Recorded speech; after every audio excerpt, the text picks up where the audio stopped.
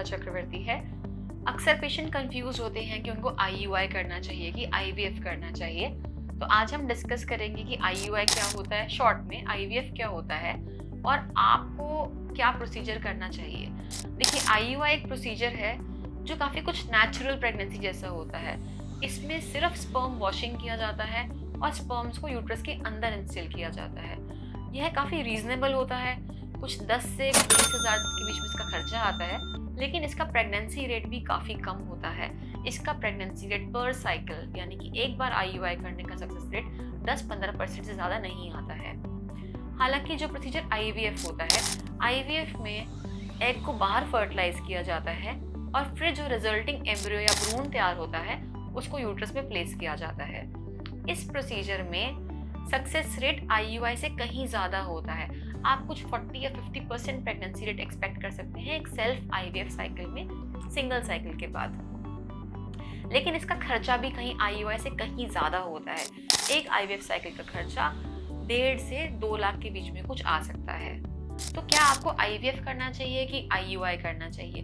IUI ज़्यादातर mild cases में किया जाता है, यानी कि अगर थोड़ा स्पर्म में इशू है, यानी कि हल्का मोटिलिटी कम है या काउंट कम है, या फिर पेशेंट को पॉलीसिस्टिक ओवेरियन डिजीज है, या एक ट्यूब खुली है एक ट्यूब बंद है, शादी को 5 साल से कम हुए हैं, या ओव्यूलेशन नहीं हो रहा है, तो ऐसे पेशेंट्स में हम IUI करना प्रेफर करते हैं।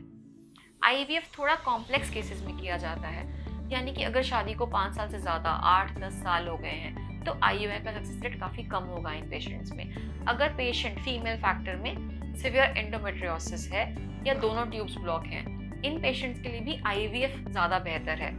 अगर फीमेल पार्टनर की एज 38 से ऊपर है तो भी IVF एक बेटर प्रोसीजर है प्रेगनेंसी रेट देने के लिए।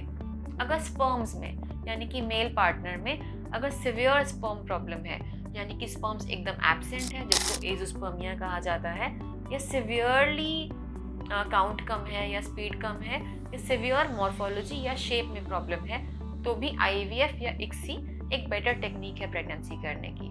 तो दोनों प्रोसीजर एकदम अलग अलग हैं। जब भी आप इसमें कुछ कंफ्यूजन है आपको कि आपको अपने लिए क्या करना चाहिए, तो एक बहुत इंडिविजुअलाइज्ड अप्रोच होती है। मैं चाहूँगी कि अगर आपको कुछ भी कंफ्यूजन है, आप अपने डॉक्टर से समय लीजिए, उनके साथ डिस्कस कीजिए, फिर अपने लिए एक राइट प्रोसीजर को डिसाइड कीजिए।